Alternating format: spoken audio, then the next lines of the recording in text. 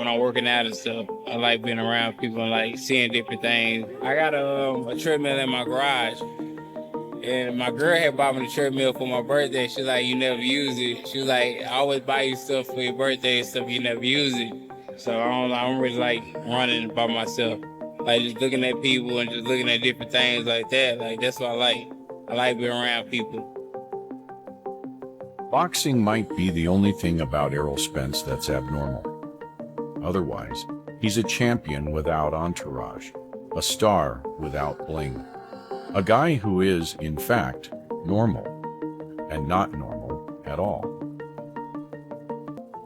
Some people like walk up to me and want to take a picture and things like that. They'll be like, what's up? Because I've been coming up for a while. People ask me, am I Errol Spence? It depends on who it is. But sometimes if I don't feel like being bothered, I'll be like, nah. And they'll be like, man, you look just like him. I'll be like, yeah, I get that all the time. I understand I'm not a regular person. People can regularly see me at Walmart or Costco's or whatever. They can see me, with my family, walking, buying groceries, shopping, whatever. I'm not one of those guys, come in at a certain time or, tell the store owner I'm coming in so they can shut the place down or whatever, I like being amongst people and just, Nobody is supposed to be talking about this right now. And the fact that you even clicked on this video means you already know something is off. Because Errol Spence Jr. is back, and allegedly the boxing world is absolutely terrified. But not for the reasons they're telling you on the official channels. So buckle in because this is about to get messy in the most beautiful way possible. From a Ferrari has a way of making a man reconsider his priorities. When that man is Errol Spence Jr., no matter how traumatic the detour, the destination must still be reached. Sometimes, I'll be like, why am I doing this? I hit the bag in the gym and like my tendons hurting, his body, neck hurting. I can't explain it, just something in me, just like, I survived for a reason. I don't want my kids growing up think it's okay to quit. My arsenal start changing, I start getting better and showing different skill sets and different abilities that I didn't have before. I seen the results and I'm beating guys up that I was getting beat up by in sparring. And I was like, you know what, I'm gonna keep working out with them. And I didn't tell him he had to pay me, he just stopped paying me because I stopped asking for it. If anybody should get MVP for my career, it should be my dad because he basically guided me to the directions I need to go, even with Derrick James, to where I need to be to become, who I am now. I'm gonna give myself credit too because I listen. See, on the surface, this looks like a simple comeback story. Boxer takes a break, boxer comes back, boxer fights Tim Tszyu, very neat, very clean, very ESPN friendly. But fans online are saying there is an entire hidden layer to this narrative that the promotional machine allegedly does not want you to fully understand. And it starts, and this is where it gets interesting.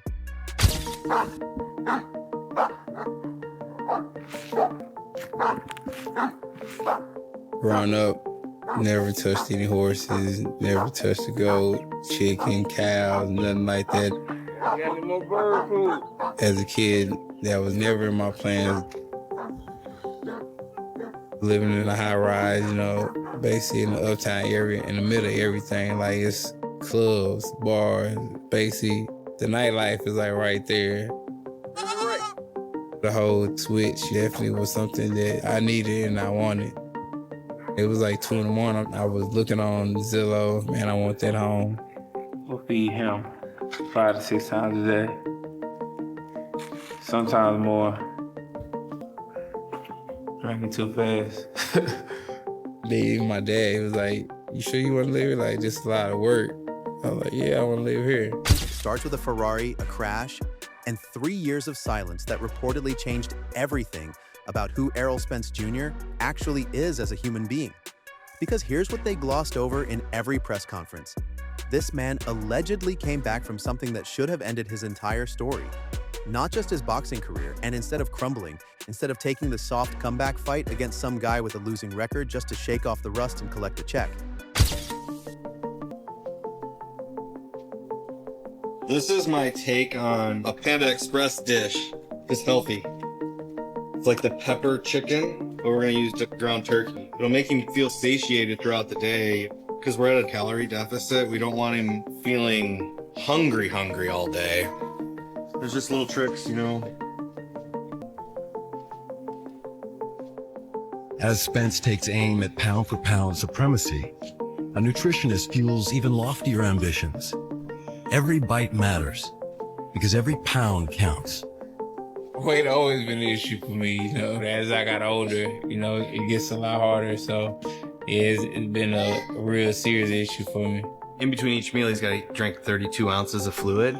He's like, so I got to do this every time? I'm like, yeah. And the old school is the whole not drinking water, you know, eating less. You know, you're always hungry, you're always thirsty, and then that, you know, affects your mood. Well, trick to cooking healthy is... Which, let's be honest, every other fighter would have done. Errol Spence Jr. allegedly looked at his team and said, give me Tim Tszyu, the reigning champion, the man with 0 losses, the man who has been dismantling everyone in his division like it's a personal hobby. And the internet is losing its mind over this decision because either this man is operating on a level of confidence we have never seen before, or, and fans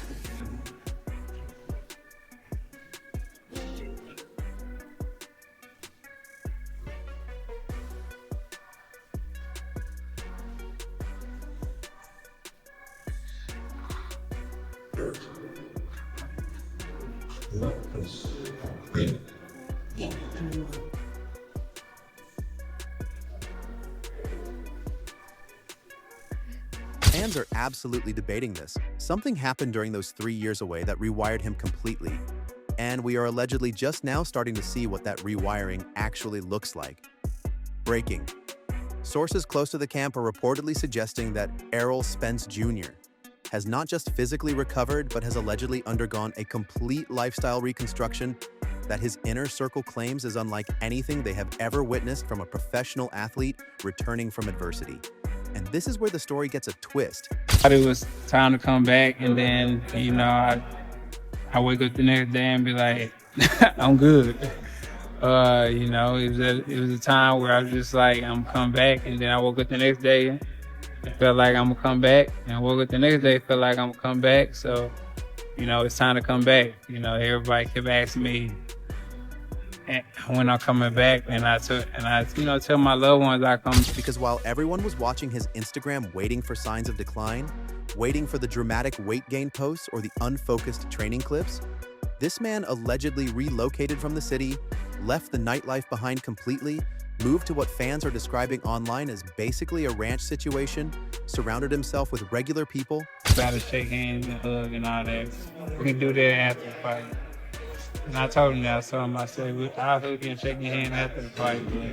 But right now, my whole mindset is in war mode, destruction, and, you know, trying to come to his hometown and disappoint him in. Trained around everyday individuals who have no idea they are sparring adjacent to a boxing superstar, and reportedly told his team he refuses to be the kind of celebrity who shuts down stores and moves with an entourage because, and this allegedly came directly from his own mouth, he does not want that version of his life anymore. Which sounds inspiring until you realize the internet has a very different theory brewing. You know, him seeing me do, you know, train other guys before, and all of the guys that I did work with before, you know, it's got to be a reason that they're there, you know? Yeah. And so, and I just think that when I was working in the gym, you know, for a few days, I think he felt comfortable with the way, you know, I spoke to him and the way I tell him the things that Because allegedly the real reason the old lifestyle had to go was because it was reportedly connected to everything that led to that Ferrari crash in the first place. And fans are speculating online that the 3 years away were not just physical recovery, they were allegedly a full mental reset. A deliberate unplugging from a version of fame that was allegedly eating him alive from the inside. And just when you think you have the whole picture, plot twist. I know their mind's not on it, but that's not the case with him right now. Yeah. You know, he's excited. You know, I think he's rejuvenated to the point to where, you know, this is, you know, it's like it's new all over again. Yeah. You know, and this is what makes good fighters. Yeah. When you want to do this, when you know how to do it, but you want guidance to do it. And I think that's where he's at right now. because his father enters the story, and reportedly the role Errol Spence Sr. has played in not just his boxing career, but in allegedly saving the direction of his son's entire life, is something that has been massively underreported, with people close to the situation suggesting online that without the father's guidance during the recovery period, the comeback we are seeing right now may never have happened at all. And that is a sentence I want you to sit with for a moment, because it completely reframes the narrative. This is not just a boxer coming back. This is allegedly a son following his father's blueprint back to himself, which is genuinely one of the most compelling human interest stories in combat sports right now. Except the drama does not stop there, because the moment Ronnie Shields, But did it get a little more disrespectful? Because normally it's like a handshake, like the Tsyu and Benavidez. But yeah, what did you make out of that interaction? Yeah, I sort of backstage. I went to shake his hand like that, and then he just walked off, trying to be whatever. Yeah, like you see Benavidez and everyone's respectful. You know, that's how I've always been. That's how boxing sort of. Reportedly walks into this training camp, the entire energy of the preparation allegedly shifts into something that insiders are describing as almost frightening in its intensity. Because Shields is not coming in to babysit a rusty comeback fighter. Reportedly, he is coming in to put the finishing touches on someone who allegedly looks, in his own words, rejuvenated, genuinely excited, and this is the part fans cannot stop talking about. Reportedly hungry in a way that a long layoff would typically destroy in any other athlete. And Shields allegedly said publicly that he believes the excitement and the mindset matter more than any concerns about ring rust or weight issues, which is a bold claim until you realize this man has trained world champions for decades and allegedly does not say things like that lightly.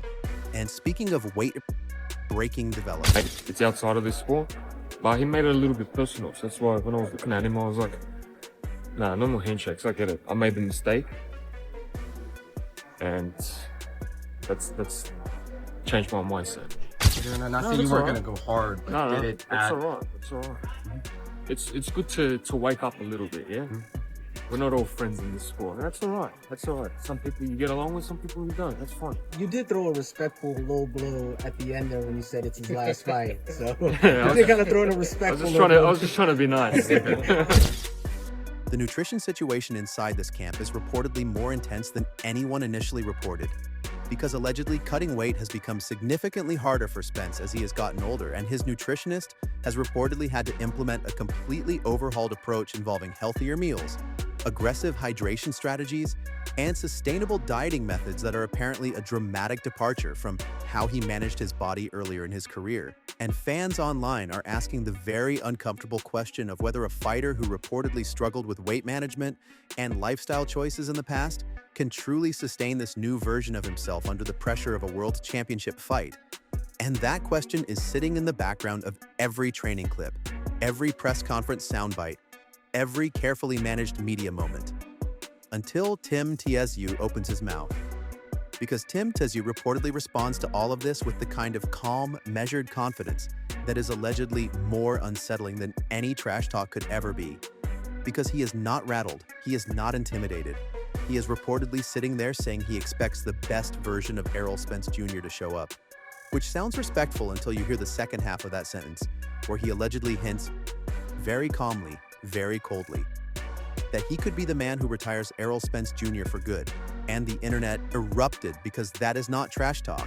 That is allegedly a diagnosis, and then the rejected handshake happens, which fans are calling one of the most symbolically loaded moments in recent boxing promotion history, because Spence reportedly wants nothing to do with friendly gestures, reportedly told people close to him that he is in WR mode now, that he does not want the cordial pre-fight energy, that he is mentally treating this like an invasion, like he is walking into enemy territory to take something that he believes belongs to him. And that shift in tone allegedly caught even Tsyu's camp slightly off guard, because there is a version of this story where Errol Spence Jr. comes back as the sentimental favorite, the feel-good narrative, the survivor who earned everyone's sympathy. But that is reportedly not the version of Spence who showed up to this promotion. And fans are online right now saying this is actually more dangerous, because a Spence fighting with something to prove is allegedly a completely different animal than a Spence fighting for legacy. and the layers of psychological warfare being reportedly played out between these two camps is something that boxing analysts are allegedly calling unprecedented for a fight of this particular matchup style. But here's the twist that reframes everything. Because allegedly, and this is the piece that almost nobody is talking about, the real story here is not whether Errol Spence Jr. can beat Tim Tszyu.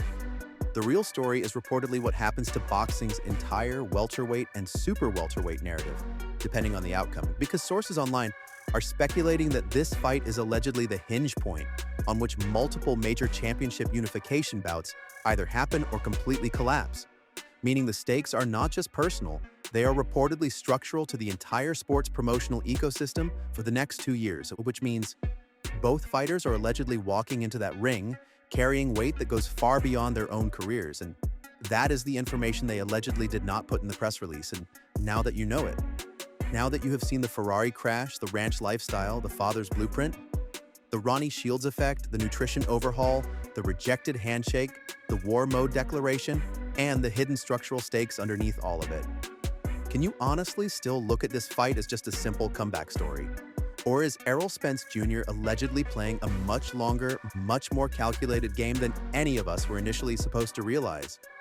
And the real question you need to be asking yourself right now, the one that is going to fuel the comment section of this video for the next week, is this: what if the crash, the silence, the ranch, the lifestyle change, and the war mode were never really about boxing at all? What if this entire comeback is allegedly about something much bigger, and Tim Tszyu just happens to be standing in the way?